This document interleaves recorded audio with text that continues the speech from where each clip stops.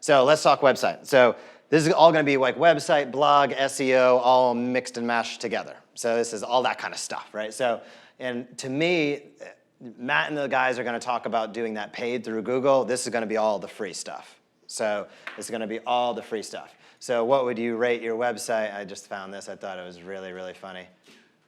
Anybody have a website that they would get this, that they feel this way about? I've seen quite a few bad chiropractic websites. I just want to throw that out there. So I know there's at least one of you out there.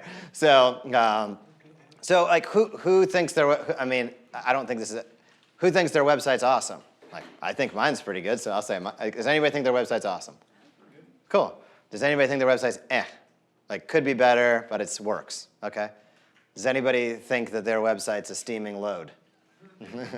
There's at least one of you out there. I know it. So let's break down like the important parts about it and really how, how you can simplify. So some of this stuff that I'm going to talk about might trip back if you hire somebody to your web person. Every aspect of this you might not be able to do yourself. You might, but it's important to know the concepts and at least be able to ask your web guy or gal good questions. So navigation, are you helping people find what they want? We're going to look at good examples and bad examples. My opinion, this is a great example. You go to Johns Hopkins, this is a big video, so it's engaging. You go there, you're like, oh my gosh, this looks beautiful. Obviously, it's supremely well shot, but what they have is a very simple menu, right? There's a couple things. We're going to look at some bad examples where it's like, there's 70 million options. If there's 70 million options across the top, good luck. How does anybody know what to do? Simplify, simplify, simplify, simplify. So this is a very simple search with a beautiful graphic. It's engaging from the get-go. Don't make it overly complex and give too many options. Here's another one. Encourage specific action. You go to Airbnb. This is very simple. You either become a host, help, sign up, or log in. Why do they choose those? Because that's what they want you to do, and it's what most people go there to do. And then there's a big box that starts to ask you for information. That's it, right? This is a very simple layout. And this company's worth a couple bucks, and they've put in a couple dollars into figuring out that this works, just as every example has. So keep it simple and have encourage specific actions. This is a friend of Nick, and I know him very well. So anybody know, this is Rick Bishop. He runs the Professional Baseball Chiropractic Society. Super awesome guy. He's actually redesigning his website off of this, so I don't mind picking on him while he's not here because he's in the process of redesigning. So, I mean, we're going to break down a lot of issues with this, but who goes to a chiropractic? Like, you know where I'm going? I'm going to Dr. Rick so I can search out products. Like, what's even a product? Like, you don't even know what a product is that a chiropractor sells. Like, if he really wants to sell like pillows, it should say like pillows. You know what I mean? Like products on a chiropractic website, and it's taking up real estate, and everything is exactly the same size.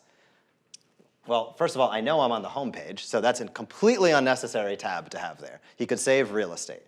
About our services, products, I don't understand, education, I mean, that's not exactly engaging. I didn't come here to start learning. I might want to know how you can solve my problems, but I don't think I want to start going into, there's a lot of issues with this. Testimonials, I like that. Appointments, why isn't this twice the size of everything else and clearly marked? It's crazy. I mean, it's the same size as the home page. And it's the same size as all of the others. Contact, I get it. So, this is where you dive into things where there's no definable choice. What do you want somebody to do when they go here? Well, I don't know. I could probably click one of these two things, which this looks like it might be faxing them something. It doesn't even make sense. This apparently is an email, but then there's a contact thing up here, but everything's the same size. And this is a lot of chiropractic websites, by the way. So these are things to keep an eye out for on your own site. This one I thought it was a little bit better, right? This is a little bit cleaner of a design. They have request appointment is bright and bold. It's better. But to me, there's still a lot of choices up here. Way too many choices.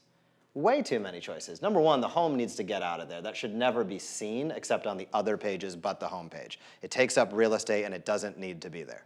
Nobody needs to know that they're on your homepage. They're trying to get back to it. Everybody also knows that you can click at the top on the logo and you'll get brought back to the first page of any website on the internet since like 1995. So you don't need the home. The rest of this, again, I think this is not bad. I think this is a little bit busy, but this is at least a step in the right direction where they're trying to get you to do something, which in this case would be request an appointment. I would think that that would be a good thing, right? As opposed to, well, I don't know. I guess he just wants me to kind of hang out. This is asking for a quick bounce, basically, right? So have some sort of clear, definable thing that you would like people to do or take you up on. Page speed is a second one. So I'm going to mix up the order a little bit. Page speed, has anybody ever checked their page speed? Not sitting in these seats over there. So page speed is a huge, huge factor in your rankings overall. If your website is slow to load, that will hurt you ultimately. And slow to load does not mean like 45 seconds later. Like we're talking milliseconds make a big difference. And one of the biggest things with that, well, Google can hurt you based upon the speed of your page, but I recommend this product. This is a Mac product, Squash. If you have a bunch of pictures on your website, pictures take up a lot of space. They are the number one. There's a lot of things. I'm generalizing and oversimplifying a little bit. But pictures that are big take up a lot of space, so to speak. And they can slow down a website and drag a website down. If you are doing this yourself, something like Squash can take it's like creating an MP3. It sucks out all the stuff. It looks kind of the same. It doesn't become like this like 8-bit image or something. It's really hard to tell the difference, but it can suck out 70% of the data. So that makes, if you have 5, 6, 7, if your website is beautifully designed with a bunch of pictures, if you run it through something like this, all of those pictures, or at least ask your web guy, hey, have we done this? You can dramatically improve the load time of your website. Dramatically improve. Video is a little bit more challenging because it depends upon if you're having a video hosted on YouTube, but then it plays on your website, you don't have as much control over some of that. The hard data size you ultimately do on if it's filmed at 4K or 1080, that gets technical real quick. There's less wiggle room. This is an easy fix. Video is a little bit more challenging. Above the fold, what is your community or audience seeing? So above the fold is industry talk for what appears on your screen before any scrolling. So what does that look like in real life? This is a great example of that. I literally screen grabbed this off my screen. Nothing's cut off. You come to the website. There's a very clear call to action. That it's pretty simple. Here's what they want you to do. Everything looks nice and clean. That is above the fold, meaning I haven't scrolled at all. It's what shows on my screen when I type in the address and click over to the website. This is what shows. This is what shows on ClickMinded. You can see there's a lot of, you're going to see a lot of trends here, which is, very clean and clear. Very clear as far as what you'd like people to do. And there are other ways to go. There's other ways to go about this. There's differences in healthcare. And the guys will also dive into some of that a little bit. Not everything has to look like a tech company. There are advantages to having things loaded for what you are looking for your client to do, which is where they'll dive into. But I want you to keep these as like the pie in the sky ideas, because this is the nice area. Watch when we go to good old Dr. Rick. His wife's head's halfway cut off above the fold. That's just not nice. That's just not nice. So she's being decapitated by the fold. If you didn't notice this earlier, this looks like his office is a house of mirrors because this picture was taken at a bizarrely awkward angle, which I would say doesn't really make me be like, oh, cool, I can't wait to show up. I'm like, I don't know, is that like a carnival house or something? His wife's head's cut off. Find us. Yeah, I know how to find you, man. Like, I'd like to know more about why I should head over there. That's the weakest, thing to say. Well, find us on Facebook. How about you tell me, why I should go over? Are you providing daily health tips on Facebook? Are you providing exclusive updates? What are you doing over there that would actually make me want to find you? Because you've built zero compelling proposition that I should do so. And the color, well, I'll leave that alone. So there's a lot to be said as far as this is concerned. And again, I love Rick. He's a great guy, and this is being renovated for him, but these are great instances of where there are challenges. I mean, again, if you go to your website and you have just like words and people cut in half at the fold, it just looks sloppy. So again, a person goes to your website for the first time, that probably doesn't instill an overriding sense of confidence, where if I go here, I'm like, oh, these guys got their shit together. I'm ready to do something here. Whatever that something is, I'm probably a lot more ready to do it. And I also know what they want me to do, which is they either want me to enroll or start for free, or I got a couple other options. Whereas I go here, I'm like, well, I don't know, well, next. You know, there's nothing that compels me to take an action step forward. So mobile friendly, over 50% of traffic is now on mobile. So your website needs to be mobile friendly. So these are just a couple kind of key stats. And what's the easiest way to check if it's mobile friendly? Take out your phone and go to your own website, right? And see, is stuff hanging off the side of the screen? Does it look nice and concise? Above the fold, even on mobile, is it weirdly chopped in a wrong place? Like, ask questions about that, because you want that experience to be nice. You want it to lead into people wanting to contact you, wanting to know more. Again, this gets back to what we talked about at the beginning of the day. It's all about clarity. Clarity is conversion. And if there's confusion, good luck. So you want to eliminate confusion at all costs. So Google drives 96% of mobile search traffic. 46% of Americans will check their smartphone before getting out of bed, half people. 51% of users have discovered a new company or product while conducting a search.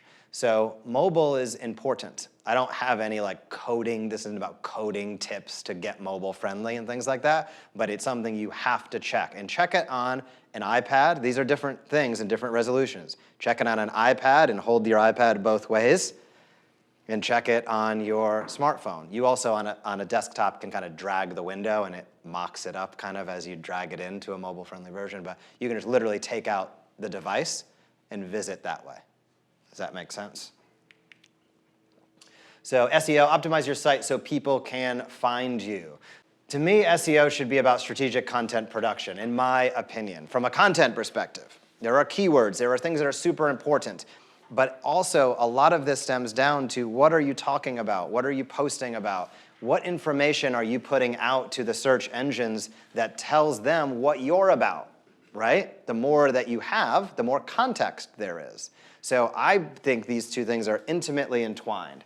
There's a lot to SEO. Obviously, there's 20, there's 100, there's 200-hour courses just on SEO alone. So we're not going to be able to go down the rabbit hole of all of it, but some things that we certainly can touch on. We touched on speed a little bit. Optimization is what mobile we talked about. On-site, we're going to talk about in terms of the keyword research. And social media and content play together with our pyramid that we did earlier. So this gets a lot more, and user experience is what we just saw Dr. Rick's having trouble with, right? So this looks confusing, but it's not that confusing when you start to just piece some of the puzzle together. But these are the big areas just to keep in mind. Talking about optimization and keywords, I'm going to approach it from the content sense, right? So take a look at these three blog headlines found on fitness and nutrition website. Chocolate for breakfast, benefits of meditation, win the war against childhood obesity. What would 0 to 10, 10's best ever, 0's like complete garbage. What would you rate these three headlines? Subject lines, blog post headlines, however, you know what I'm saying. How would you rate these? Well, not the content. I don't care if you care about chocolate for breakfast. I mean, just the conceptually, are these really good? Are these, what do you think? Chocolate for breakfast is good. People are going to read that. So let's dive in. These are not bad, in my opinion, but watch this. Chocolate for breakfast with a question mark. That starts to become a lot more inquisitive by nature. 7 benefits of meditation, not just the benefits of meditation. Now there's 7. I know where I'm going. I know what I'm going to get out of this. How to win the war against childhood obesity, not just win the war against childhood obesity. There's action behind it. So talk about how, talk about numbers, talk about questions that you're going to answer. Very small. Now, I mean, there's no, I already showed all the cards. These are better, right? I mean, these are clear. Those weren't bad to begin with, but very simple tweaks make these much more compelling. I think everybody in this room would be much more likely to click on one of these 3, even if you may have clicked on one of the first ones. They're just better. So how to treat the most frustrating runner's injury. Are you making this common Shin splint treatment mistake, 5 common training mistakes that cause. These are all different ways to frame a similar topic that start to become engaging for the person that's going to watch it. So ask or read it. Ask questions, engage, make sure that numbers do work. Not every video needs to be the 3 things, but sprinkle those in. Those, they work. It works for a reason, because as we just saw, the difference between that, which was not bad, and that, which are like, wow, you can clearly tell the difference, and it's a couple words. So go that extra mile. So on-page search engine optimization isn't difficult. You just want to find relevant keywords, right? These are the 3. Now, I'm not going to go down a rabbit hole on all of these. I'm happy to, during the workshop time, dive in. But these are a couple things that are very, very important. And these would be key things if you have a website host or provider. These would be what you'd want to write down and just ask them, hey, when you post a blog on my site, if you're not doing it yourself, do we have the good title tags, and do we have the image URL? Do we have a good meta description? Because these are the things on the backside that Google sucks. They test and look at every single thing, but these are some very key points the starting points of where you're going to get the most bang for your buck, so to speak. So lead magnets. So this is really what I was kind of driving to, because these guys are going to hit the Google ad heavy, and they can answer some of the SEO stuff. We'll also have time in a minute. But lead magnets. Who currently has a lead magnet on their website? What is a lead magnet? Lead magnet is give me your email. I'm going to give you something, right? So that's as simple as it is. So give me your email, and I'll give you something in return for that, right? So who has lead magnet currently on their website? One. Who would like to have one? Who thinks that would be a good idea if they did? Yeah. So this is from Axe, right? So you go to Dr. Axe's website, and this pops up. The thing about something like this is that you can delay it. Like, you don't want to, and sometimes mine even can be obtrusive on my website, I'll admit that. So, but this is one of those things where it's like after you've been on the website or scrolled down a bunch, then it pops up. Sometimes if you've been to CNN, when you try to click off, Anderson Cooper comes up on the screen like, don't leave yet, come on, give me your email. So you can have exit intent, they call that, an exit intent pop up. So there's ways to do it without being obtrusive. So lead magnet exchanges information for permission to follow up. Let me put it this way. And Anthony's probably a good example of this. I would imagine that your website gets pretty decent traffic. I don't know what the numbers are, but you get more than 10 people visiting in a month. You probably have 1,000, 2,000. You look at your new patients, and do you mind if I just say the new patients? What's that? Do you mind if I say what you told me last night for new patients? Awesome. Okay, so his clinic averages around 100 new patients a month. Very healthy practice. My statement would be this: if 1,000 people visit his website and 100 became patients, what the hell happened to the other 900? That's where a lead magnet comes in. That's also where retargeting and where Google ads come in. But that definitely is where a lead magnet, you need to grab their email. Once you have their email, you can upload that as a custom audience on Facebook, retarget that way. That is talk about an area of opportunity for your clinic, Anthony. I think everybody else. The number of new patients that you see are going to be completely disproportionate to the amount of people visiting your website 9 times out of 10. And that middle is a massive, massive opportunity. So this probably looks complex. This is a simplified version of a lead magnet sequence. So this is kind of a take-home message kind of thing here. So opt in for a lead magnet. That means you have something pop up on your website that says, I'm going to give you something, give me your email address. You wouldn't say it exactly that way, but you get the point of it, right? So what happens is that once they do that, and normally, well, let me say it this way, not normally, you could retain up to 25 to 30% of people who see that pop-up would be a realistic number of people who opt in. So you probably could have got 300 email addresses. Basically, deliver immediately. If somebody requests something, please make sure you have the architecture on the back end to deliver it. Nothing is worse than signing up and being like, oh yeah, I want this PDF, and then like you have to like manually send it out 3 days later. Like you might as well just email, I'm sorry. You know what I mean? Because that sucks. Like, people want it right then. So deliver immediately. That's why it says above, deliver immediately. My recommendation would be wait 1 day and follow up with something else. So if they download, let's say your thing was they downloaded I hate to use back pain every single time. They downloaded 3 rotator cuff exercises, 3 ways to get out of rotator cuff pain, right? Well, now the follow-up with value, you deliver that, and the next day you follow up and say, if you have rotator cuff issues, you probably have experienced, I could be wrong about this, you probably have experienced tennis elbow issues. So I'm going to tell you a little bit about that. It'd be something relevant to what they downloaded. You know what I mean? So, and then wait one day and follow up again. And I'm going to give you a big hint. You know what's great here? To put the link to your YouTube video. So it's the stuff you've already built. So you have these things playing together, right? So you're driving traffic.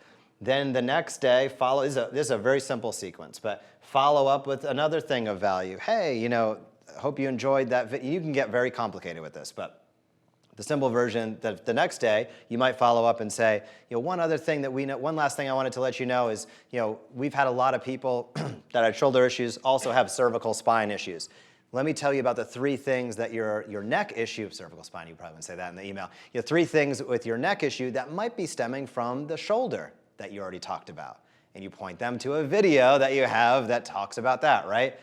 Now you have the opportunity, in my opinion, to probably give a specific call to action and say, hey, we'd love to see you at this upcoming workshop if you do monthly workshops. Or, hey, you know, why don't you if you have been working through any of these issues, give us a call today.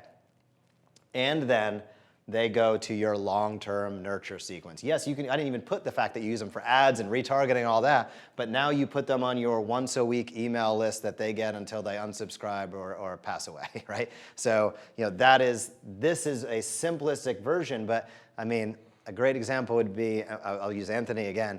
You know, I'm gonna undersell you at 1,000 visits to your website, which you probably have more, 100 new patients, 900 people. You probably could have got just last month 20% of those at 175 emails, and you set up something simple like this on the follow-up.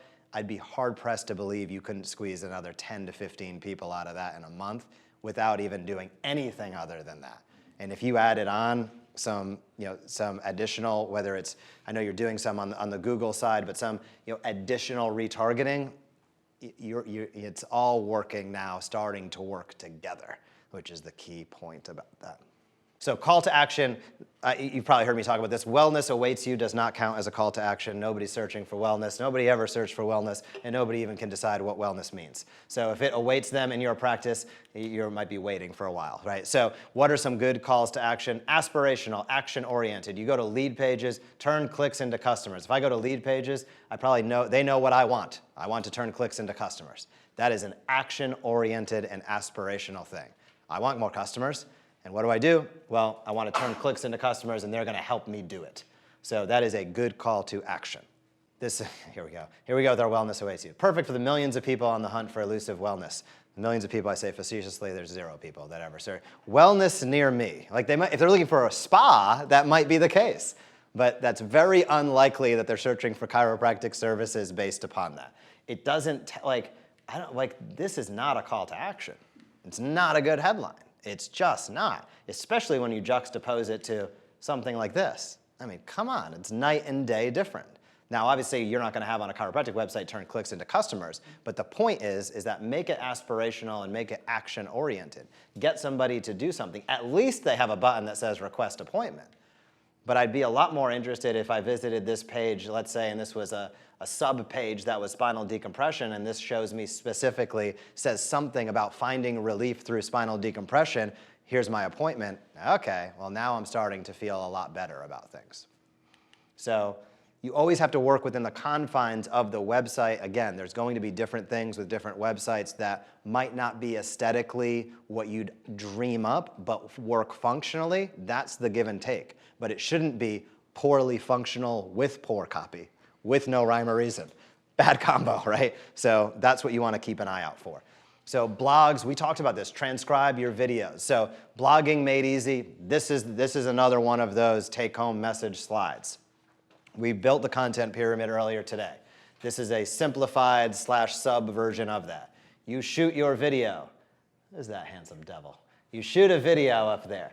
You use Trint or Rev, which are about $1 a minute. I don't care which one you use. $1 a minute, and you dump your video in or the audio from it, and they will give you a transcription, right? I highly recommend, unless you are Chris, dumping it into Grammarly. I say that because Chris is an English major. So if you're like me, I have, and Grammarly gives stats, which is just like you can geek out on. So like I usually use, I'm in the 98th percentile for the amount of words I use, different words I use, which would not seem that way based upon the way I speak. But 98% as far as that's concerned, I'm in the 95th or higher for the volume of words, and my spelling, I'm in like the 40th percentile. so that's not very inspiring. So I need to use Grammarly, and Sarah helped me with about 1 million typos in this workbook, by the way. So even use Grammarly if you're not an English major, and that'll help clean it up. It's a great program. And then put that as your blog. And guess what? In your blog, you take your video and you embed it in the middle of the darn thing. So it's multimedia. And guess what? You take the transcription that you just posted as your blog, you put a button that says, download this PDF and try to grab a few emails that way. You've already done the work. Finish it. Once you shoot the video, finish the process. We got like 20 minutes or so, and then the guys will pick it up for all of the Google stuff. So let's work through. So this is basically the 10 steps for a better website. So this is really breaking it down. I think the most important thing would be, I'm here, I know these guys are here as well, so if there's pieces of that, I'll put them on the spot to get going even earlier. So if there's pieces on the website, or like Christina had a great question, like let's work through those over the next 20 minutes, and then they'll pick it up with Google PPC in a couple moments.